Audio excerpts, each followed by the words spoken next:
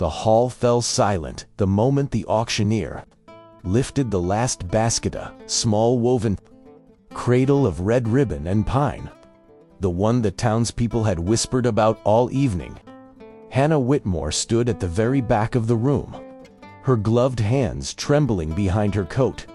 She could feel the stares before she saw them, sharp, mocking, waiting for the spectacle they were certain she would provide.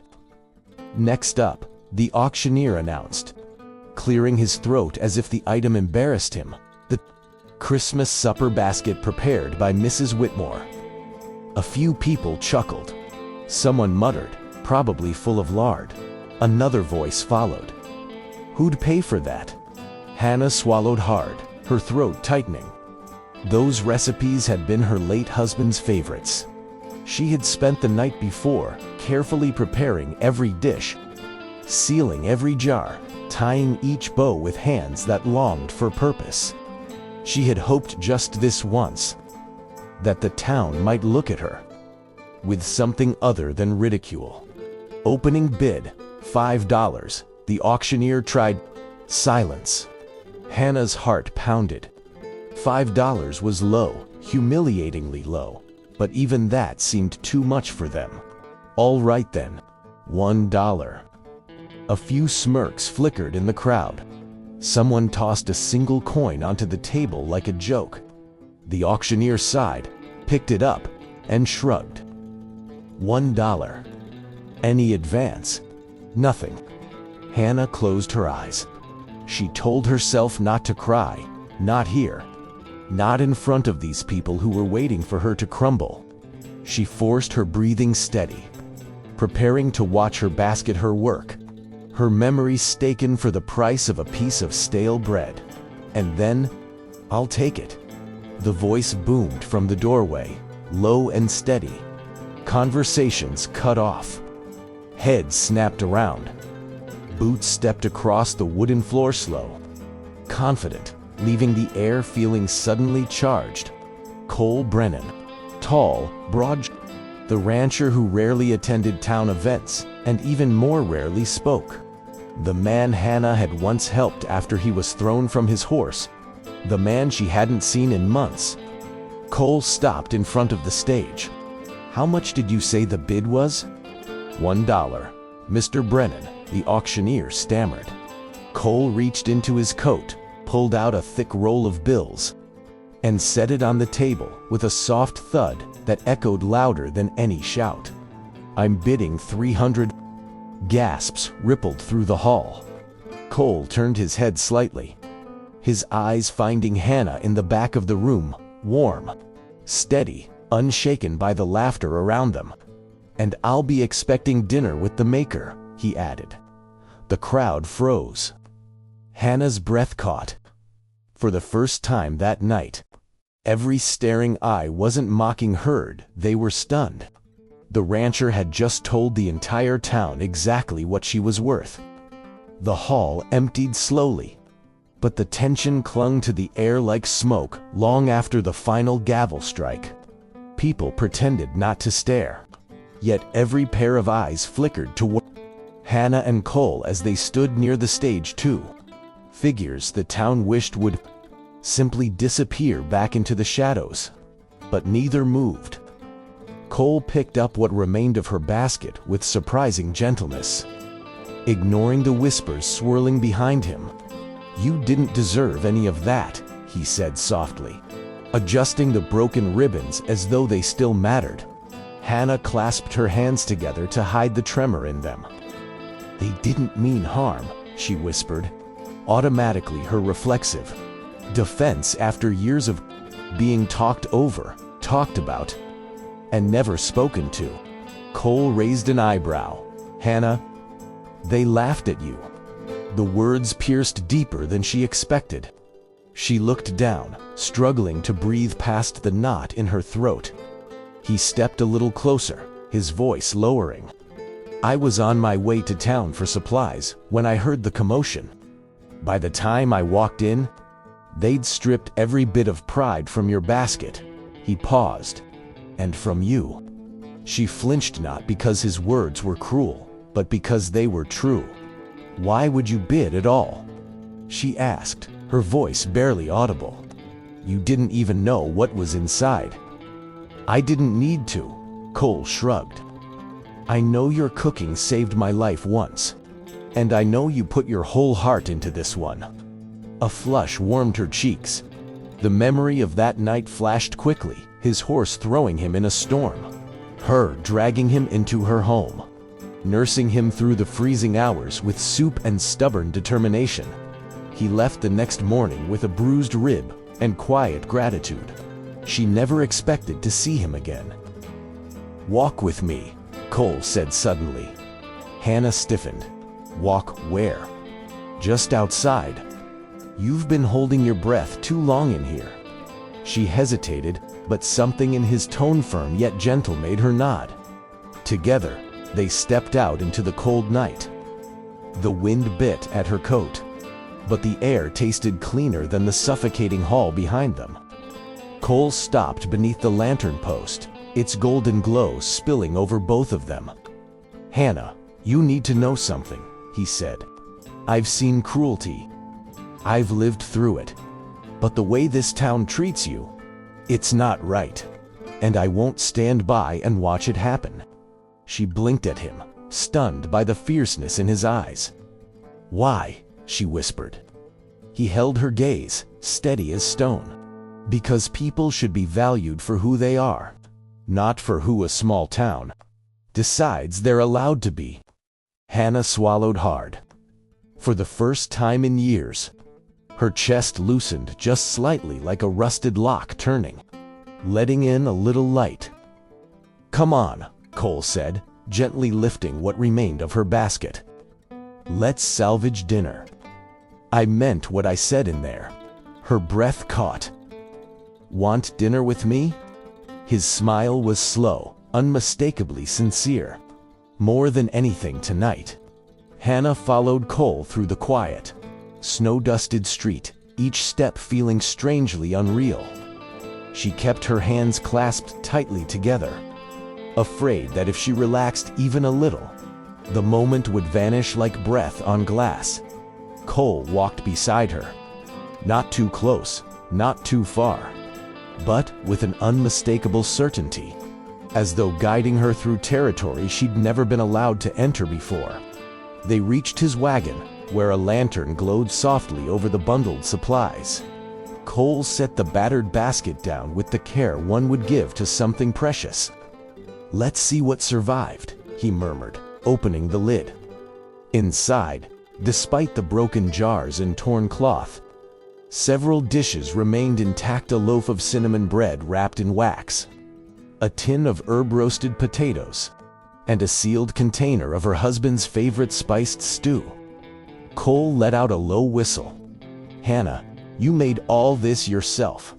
She nodded, embarrassed. I wasn't sure people would like it. People? Cole scoffed. Those folks in there wouldn't know good food if it danced on their tables.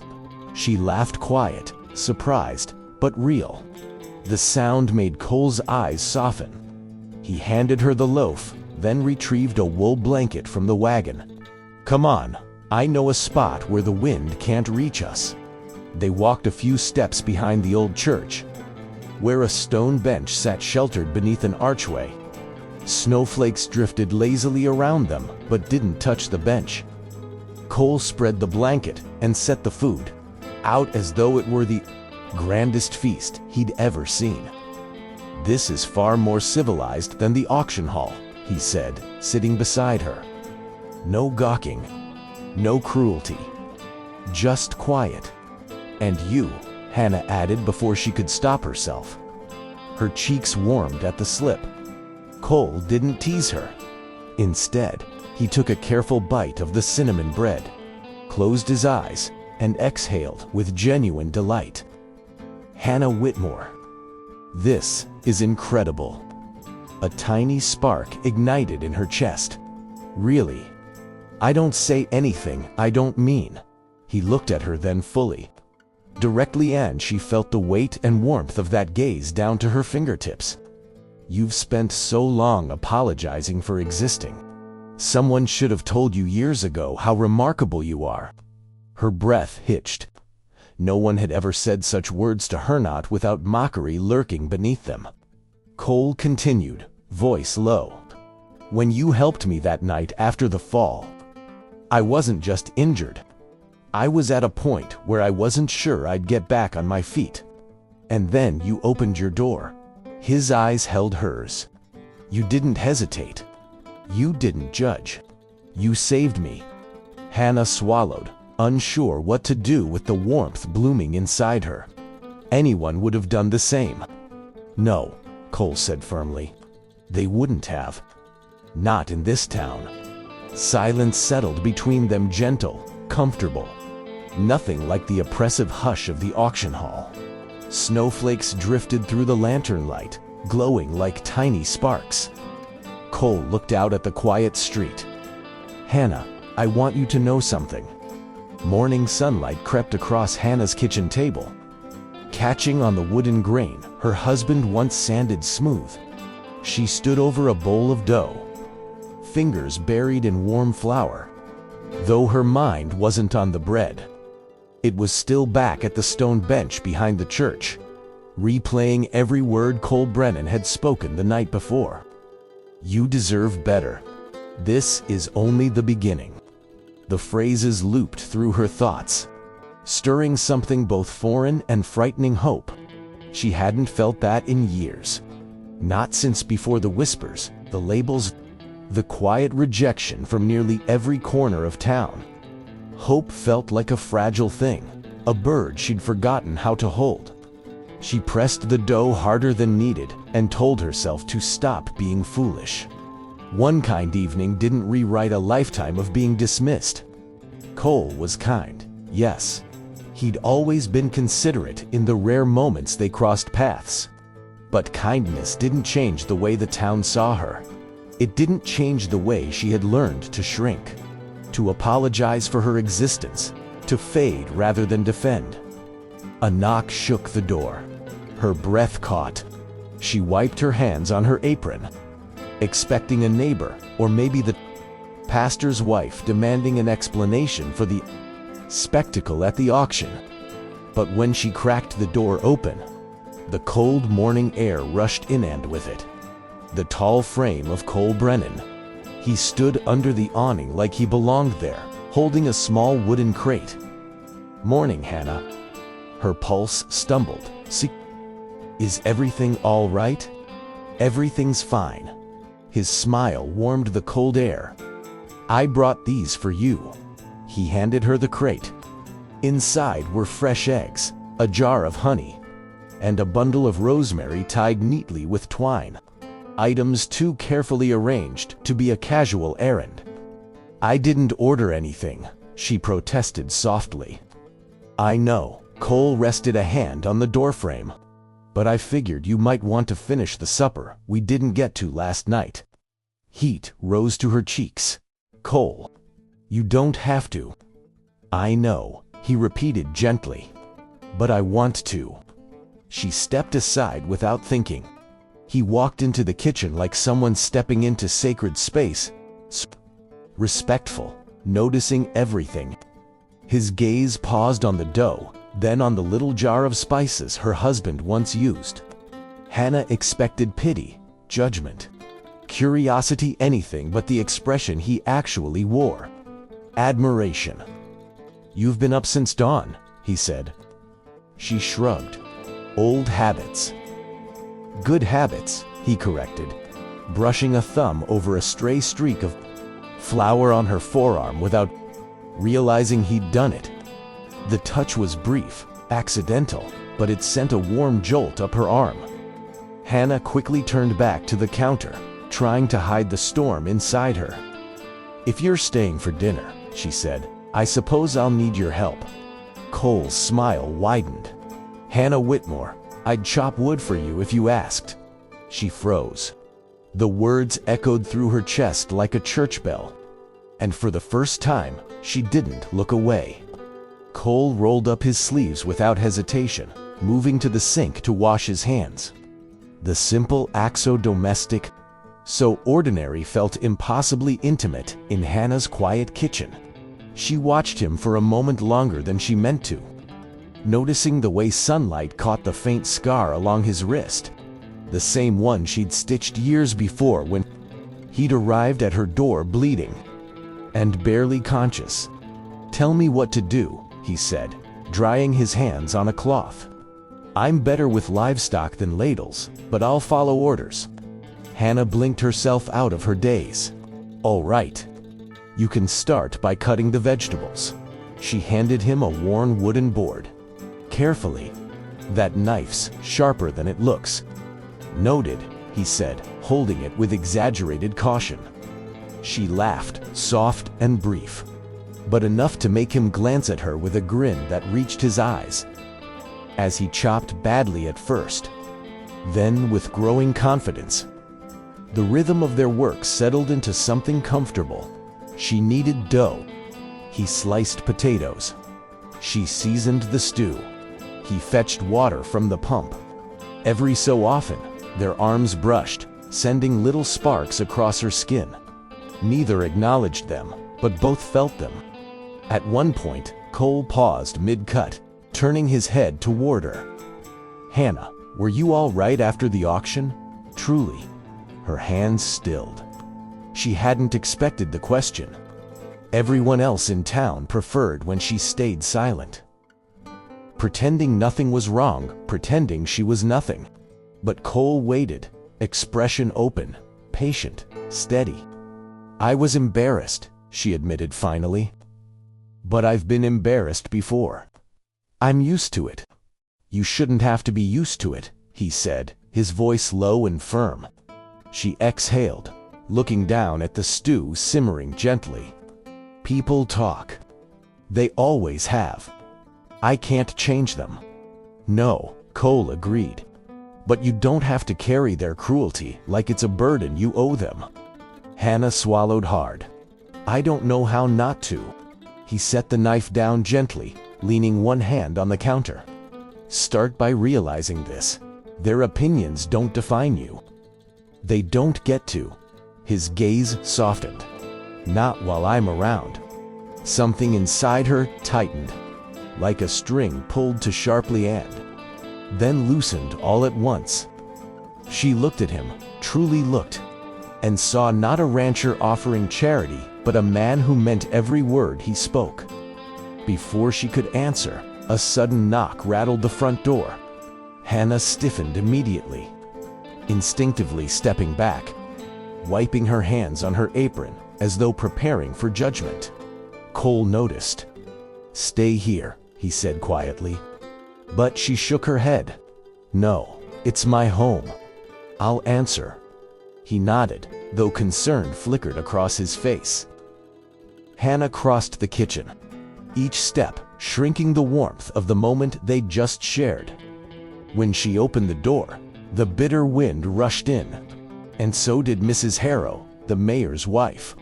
Her lips pursed into a thin, disapproving line. Mrs. Harrow stepped into the doorway without waiting for invitation, her boots snapping against the wood like accusations. Hannah gripped the edge of the door, forcing her breath to stay steady. The woman's eyes scanned the kitchen, lingering on the simmering pot, the half-cut vegetables, and finally on Cole, who stood with arms folded, jaw set in silent warning. "So it's true," Mrs. Harrow said sharply. "You've allowed a unmarried man into your home, after the spectacle you caused last night." Hannah flushed, but Cole spoke before she could find her voice. "She didn't cause anything. Your town did." Mrs. Harrow's glare hardened. "This is a private matter, Mr. Brennan, one that concerns community standards." Cole's tone stayed calm. "Funny, I didn't know cruelty was a standard worth defending." Hannah's pulse hammered. She stepped slightly between them, not wanting the situation to escalate. "Mrs. Harrow, we were only preparing a meal. That's all." The woman sniffed, folding her gloved hands. "Appearances matter, and your choices reflect poorly on the morality of our town. People are already talking. Hannah, many believe your behavior is inappropriate for a widow, especially one with your reputation. The familiar sting hit Hannah like a slap. Reputation, the word the town used when they wanted to shame her. Without saying it aloud, Cole took one step forward. If reputation means she cooks, minds her own business, and treats people better than they treat her, then she ought to be the pride of this place. Mrs. Harrow's nostrils flared. She is a burden, Mr. Brennan, a disruption. Her presence at the auction embarrassed us all. And this, she waved a hand toward the kitchen, is only adding to the problem. Hannah swallowed hard. She had endured years of comments just like this. But somehow, hearing it now, after the fragile hope, Cole had given her hurt worse. Mrs. Harrow, she said quietly, I've done nothing wrong. That depends on who you ask, the woman snapped. The council is discussing your situation. There will be a meeting tomorrow, and I strongly advise you to consider how your actions are making things difficult. Cole's eyes darkened. Difficult for who? For all of us, Mrs. Harrow hissed. This is a respectable town. We cannot have widows inviting ranchers over like human beings sharing a meal. Cole shot back. Her face reddened. I've said what I came to say, she turned to Hannah, voice dripping disdain. You would do well to think about the consequences of your choices. Hannah felt her heart fold in on itself. Mrs. Harrow swept out into the cold, slamming the door behind her. Silence fell heavy and suffocating. Cole exhaled slowly. Hannah, I'm not letting them do this to you. But Hannah wasn't sure the fight was one she could win. Hannah sank into the nearest chair, her fingers twisting the fabric of her apron as if it could anchor her to something solid. The kitchen, warm moments ago, now felt cold and too small. Cole stayed standing for a moment, shoulders tight, watching her with pain flickering across his expression. She had no right, he said quietly. She had every right, Hannah whispered, staring at the wooden floor. She's on the council. They decide everything here. Who gets help? Who gets shamed? Who belongs? Her voice cracked. I never belonged. Cole pulled a chair beside her and sat slowly, giving her space, but refusing to leave her side. They don't get to decide your worth. But they do, she said, forcing herself to meet his gaze. You don't understand how this town works. They've hated me since before my husband died. They hated him too, for marrying me. They talk about my size, my house, my clothes, everything.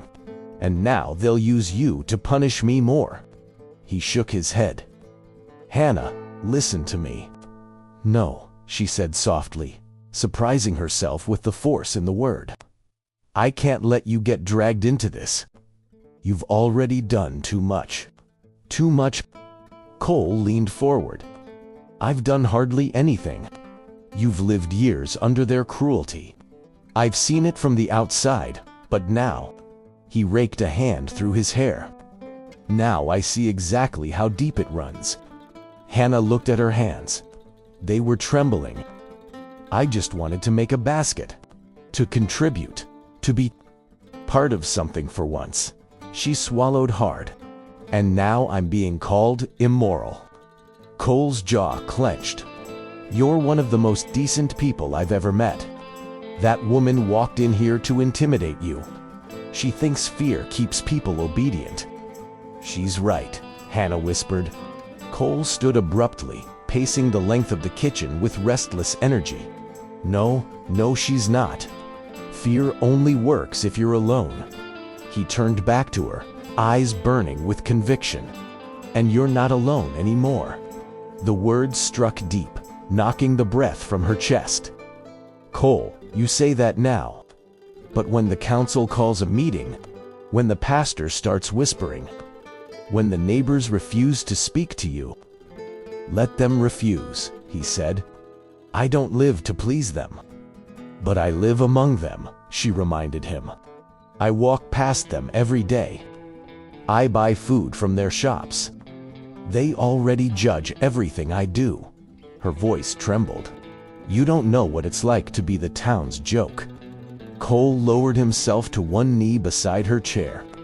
Not out of romance, out of earnestness. Out of urgency. "Hannah," he said gently, "look at me." She did. Those blue eyes held nothing but steady, unwavering truth. "I don't care what they say. I chose to walk into your house. I chose to bid on your basket. I chose to stand by you. Every step I took because I wanted to. Not out of pity, not out of obligation." Her throat tightened. "Why?" Cole hesitated for the first time, not from uncertainty, but from the weight of the words he was about to speak. The council chamber felt colder than the winter outside. Hannah stepped through the doorway with Cole behind her, every whisper dying instantly. The long wooden table, the polished chairs, the stern faces, it all seemed arranged to make her feel small. Mrs. Harrow sat in the front row, arms crossed, already savoring whatever punishment she imagined would come next. The mayor cleared his throat. "Mrs. Whitmore, we're here to address concerns regarding your conduct at the Christmas auction and the impropriety some citizens believe took place afterward." Hannah forced her shoulders back. "Impropriety? I cooked a basket, delivered food, and went home. There was nothing inappropriate." A murmur spread through the gathered crowd. Hannah felt their eyes scraping over her like cold metal. Mrs. Harrow leaned forward, voice sharp enough to cut. "A widow should behave with dignity. Allowing a man into your home, entertaining him, there are standards in this town." Cole stepped forward before Hannah could reply. His voice was calm, but carried like thunder. "She welcomed someone who needed help. That's kindness, not misconduct. If you can't see the difference, the problem is your standards, not hers." The room rustled with surprise. Even council members exchanged uneasy glances. The mayor tried to regain control. "Mr. Brennan, please. We ask that you refrain from interruptions." Cole didn't move. "If the interruptions stop the unfair treatment of a good woman, I won't refrain from anything." Hannah felt her pulse pounding, but not with fear this time, with courage. "I have lived under this town's judgment for years," she said. "Every whisper, every laugh behind my back. Every time someone used my weight or my widowhood to belittle me.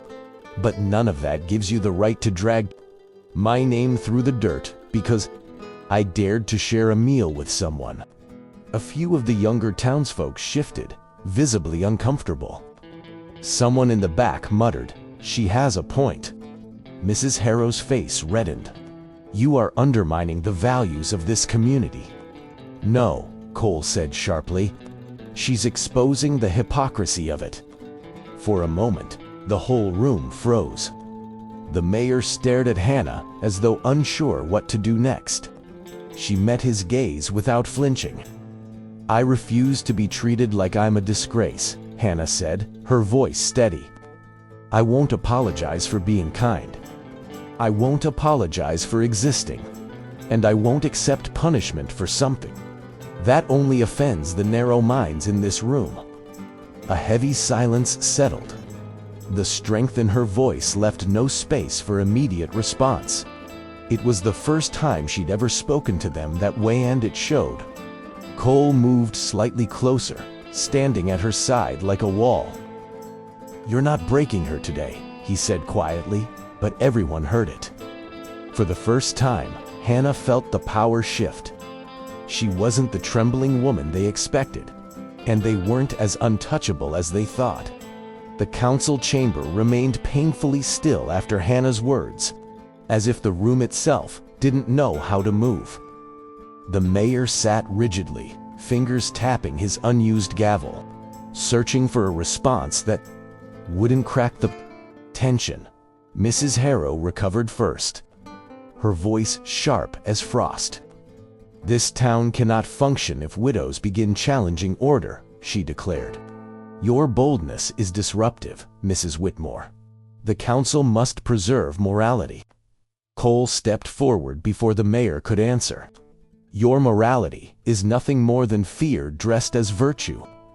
And you've weaponized it against her for years." The crowd stirred, uncertainty spreading like a slow current. Hannah sensed hesitation in their eyes, something she had never witnessed before. The mayor lifted his chin, though his voice lacked its usual authority. "Mrs. Whitmore, the issue is not solely the auction. It is the pattern of controversy surrounding you. A pattern created by gossip, not by me," Hannah answered calmly. "You judged me before you ever spoke to me." Cole nodded. "Because she was the easiest target. A quiet widow, an isolated one, and you used her silence as permission." The truth landed heavily. Even a few council members shifted in their seats. Hannah continued, her voice soft but unwavering. "I tried to fade into the background. I tried to be what you wanted. But you still found reasons to shame me. So I'm done disappearing." Mrs. Harrow stood abruptly. "This is insubordination. We cannot allow a woman, especially a widow, to speak to us this way." Hannah met her glare without flinching. "Then maybe you should decide why honesty threatens you more than cruelty." A ripple moved through the crowd. The mayor looked visibly shaken, wiping sweat from his forehead. "We cannot reach a ruling today," he finally said. "This situation needs further review." Cole's voice cut through the air. "Because you didn't expect her to stand up for herself. And now you don't know how to punish someone who isn't afraid of you." The mayor had no reply. Hannah felt a surprising stillness within her, steady, grounded. She had walked in expecting humiliation. Instead, she had reclaimed her voice. "Whatever you decide," she said, "I know my worth now. And it no longer comes from this council." Cole rested a reassuring hand at her back. The room watched them silent, unsettled, changed. As they stepped into the hallway, the heavy door closing behind them, Hannah released a long breath. The cool air felt like freedom. "You were incredible," Cole said quietly. "I was shaking the whole time," she admitted. "But you didn't let them see it," he replied. "You stood your ground." And for the first time in years, she believed him. Whatever the town chose to do next, she would no longer face it alone. Snow fell steadily over the quiet main street as Hannah and Cole approached the small stone church. A year had passed since the council tried to shame her. A year since their rushed wedding in this very building. Yet tonight felt entirely different, warmer, as if the town itself had softened. Hannah rested a hand over her rounded belly, feeling the steady weight of the life growing inside her. Cole noticed and wrapped an arm around her shoulders. "You doing all right?" She nodded with a small smile. "Just a little nervous. It's strange coming back here like this." "Not as an outsider," he said gently. "As my wife. As the woman this town finally learned to respect." Hannah wasn't sure the town had truly changed, but she knew she had. The timid widow who once avoided every set of eyes was gone.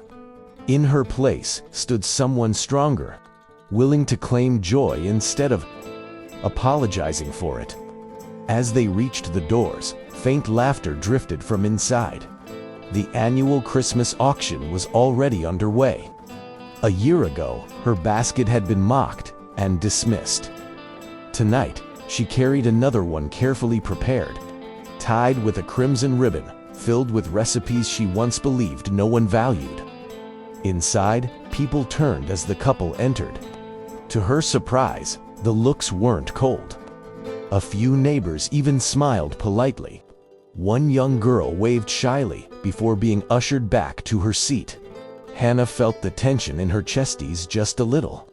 Pastor Ellis stepped down from the small stage. "Hannah, Cole, welcome. We're glad to have you here." The sincerity in his voice startled her.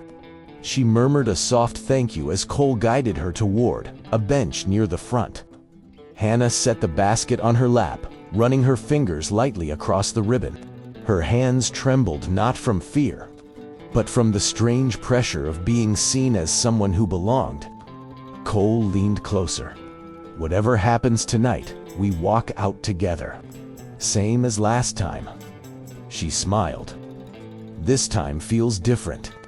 "Because you're different," he replied. "And they can see that." The auction continued through several baskets, each greeted with warm applause. Hannah watched quietly, remembering how invisible she once felt in the same room. Now, people occasionally glanced her way, curious, respectful, no longer cruel. When Pastor Ellis finally called her name, a hush spread through the hall. Hannah rose slowly, Cole steadying her arm as she stepped forward. She expected whispers, but none came. Only stillness. Pastor Ellis lifted the basket for everyone to see. A contribution from Mrs. Hannah Brennan. Her heart stuttered. They used her married name. No hesitation, no smirks. Cole squeezed her hand once before taking his seat. Hannah stood tall, breath held, waiting to see what the town would do. The church fell silent as Hannah and Cole reached the front, the soft glow of candles warming the winter shadows. Snow clung to Hannah's veil like delicate pearls, and Cole's coat still shimmered with melting flakes. Despite the cold, the room felt full of breath, hope, and a sense of something shifting in the town. The pastor stepped forward, voice steady but touched with emotion. "We gather, not to judge, but to witness a union built on courage and kindness." His gaze lingered on Hannah. A moment longer, as if apologizing for the silence of the town that had hurt her for so long. Cole took Hannah's hands. His palms were warm, grounding. "You saved me long before you ever knew it," he said quietly. "You gave me a place to belong. And I promise, for the rest of my life, you'll never face the world alone again." Hannah felt tears rising, but she didn't shy from them. "I thought I was invisible," she whispered. "And you saw me. You showed me that I was enough, even when I couldn't believe it myself." Her voice trembled, but the strength behind it didn't falter.